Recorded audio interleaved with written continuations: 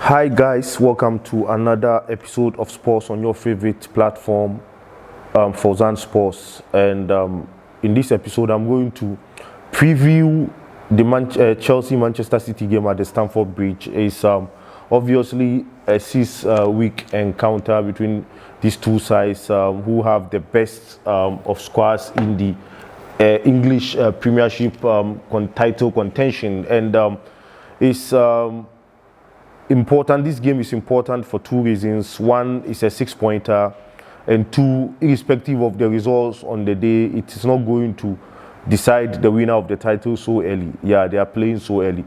Please, before I do start the analysis, if it happens to be your first time on this platform, and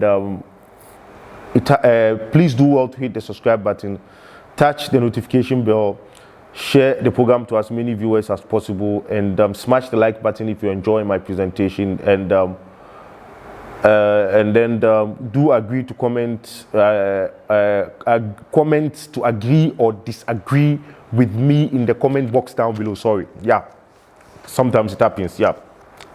And it's an important game because just as so many people are saying, there are several reasons. I will come to that later, but the two most important reasons is that one is a 6-pointer and could determine what will happen at the end of the season, though there are so many matches to come up.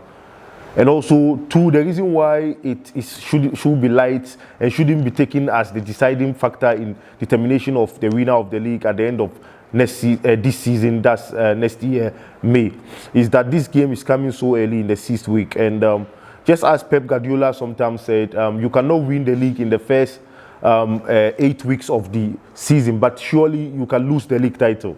Yeah, you can, as they are the defending champions, so he knows what he's talking about. And so going into this game, there are so many factors up for analysis and consideration. And because there's the case that this is the first time in as many months for the past, I think, 2-3 seasons that Chelsea fans and we members are confident going into this game.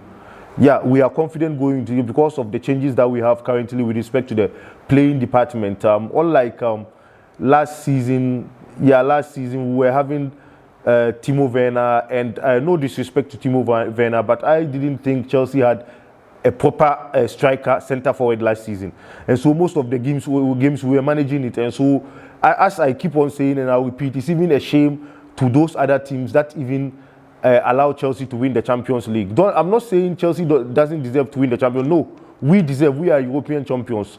So it is depending on the material that you have at your playing department or positions, you have to manage games. And that was what Thomas Tuchel came in to do after Lampard was given the sacking. Yeah, and so Chelsea played according to our strength last season. But this season, you could see some changes that Chelsea are playing free-flowing football. Even when it's not going right, it's difficult to break down Chelsea. So that is what we are talking about here. And this season, when games are too tight and too close to call, we have a striker in Romelu Lukaku to decide the game for us. Example, in the game against Zenit St. Petersburg, you saw how Lukaku pounced in with the header after Espirito crossed for him. So that is what we are talking about. During the time of Didier Drogba, what we had is thus gradually coming back with the emergence of Romelu Lukaku. We're coming back of Lukaku to Chelsea. So this, in as many months, this is the first time we are going to game, and some Chelsea fans are confident going into the game. And last season, let me look at the playing department. When we were playing and we had Timo Werner up front, most of the big teams, Liverpool, Manchester United, Manchester City, didn't even think we had somebody forward there. So they left Timo Werner there, knowing he will be creating some offside. No disrespect, and I'm not castigating him. I'm analyzing the game as they were last season, in comparison to what it is today. They were leaving him there because they know, one, he's not a threat, and two, he will fall into so many offside traps. And so they were leaving him there. But this season, Lukaku knows how to calculate not to fall into an offside trap. Just like Cristiano Ronaldo. You saw them. When they are going and they realize that they are in, they come back again.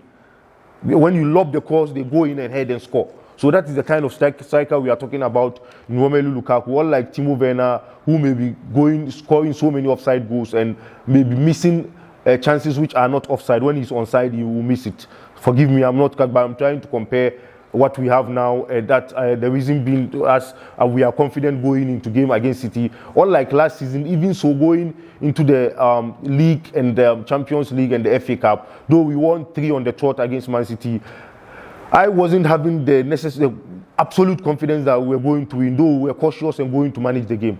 But this season is different.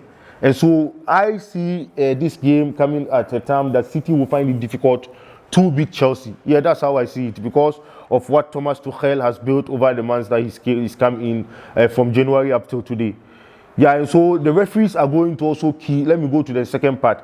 Referees are also going to be key in this game. It's important we play 11 versus 11. In the game against Liverpool, Liverpool were not tested because we didn't play 11 apiece. Yeah, unfortunately, I'm not saying there shouldn't be red card in these big games. No, that's not what I'm saying. But we shouldn't be giving suspicious red cards, and the referee should allow games to flow. Why is it a suspicious red card? Because some referees agreed, other two didn't agree that it was a red card because the ball bounced from his thighs onto his arms, and so it wasn't deliberate as the referee thought it to be. Right, and so I was thinking should allow to end 11-11 on that day, and if it had been we had played 11 against 11, we would have beaten Liverpool. I said it and I keep on saying it. So in this game, it's important for Michael Oliver, is the referee coming into this game, to ensure that the game goes on. If there isn't any unnecessary red card, it shouldn't be given. The game should be allowed to go 11 versus 11. That is not in any way to say that there shouldn't be red card in football. When Chelsea or City goes in with a reckless tackle, definitely red card should be given, but not dubious red card like the case of Reece James. Yeah, so that was what I was talking about. In terms of tactical know-how, the two coaches cancel each other, but though Guardiola has the tactical edge over the years, but now, ever since Thomas Tuchel came here, he's been equal, almost equal. But in Germany, Guardiola had the budget at Bayern Munich, was thrashing Tuchel at Mainz and then Dortmund, Borussia Dortmund. And here it's not the case that they can compete equally footing. Let me look at some team news. Team news, Mendy fit to start. Yeah, Edward Mendy, Kim Mendy is fit to start. And then Mason Mount and Christian Pulisic are out. Mason Mount picked a little knock in the game against Aston Villa. And then we have Stones and Laporta, Emerick Laporta for Man City. They also played train there. So possibly they may be in contention. But some Manchester evening news articles online were trying to say they wouldn't be available. No, they traveled with the team to London. And Rodri also could be in contention, though Rodri's case is different. But these three could equally come into play in the game. And Chelsea and City have rested players adequately before coming into this fixture. And so the squad depth is going to play almost equally, though I still think in England City is having the best squad. Now the fact that we won Champions League doesn't mean we have better strength in depth than them. We have squad depth, I know Chelsea has now, but City, I will still put City all in terms of squad depth. What is left is their smartness, how they are smart to win trophies and get points as and when the need arises. And it's proven over the years by the number of trophies that they won in England that they are the best. No debate about that. Yeah, Chelsea is still yet to concede goal from open play. Remember, the last time we conceded was from Mohamed Salah. That penalty awarded, dubious penalty from Anthony Taylor. Let me look at the possible lineup for Chelsea going into this game. Mendy is fit, so coming in there. Reece James, Aspilicueta, Rudiger, Christensen, or Thiago Silva there. But I will go for Christensen because of the running of the City. I think Christensen is more young to deal with the threat of running of the City attackers. Just like we saw in the Champions League final, Silva started because of the intensity of the game of City. Silva unfortunately got injured and Christensen came in to complete before Kai Havertz got the winning goal. Till we defended till the match or final whistle was blown. And so I will still go for Christensen based on that City's intensity. We need the young players there. Alonso will keep his place. N'Golo Kante, Jorginho, Kovacic, Havertz, Lukaku. Mount is not there, so Kovacic will be taking the place of Mount. I will go for a prediction of 2-1 Chelsea. Lukaku, Havertz or Alonso will be on these three will be on the score sheet, with Lukaku going for my first goal. Please, if it happens to be your first time joining me, please do hit the subscribe button, touch the notification bell, share the program to as many viewers as possible, smash the like button if you enjoy my presentation, comment to agree or disagree with my analysis on this preview, and then just share to as many viewers as well. Thank you very much for joining me in this special edition. Hopefully, we will come out with a favorable results to review the game. Cheers. I love you. Bye-bye.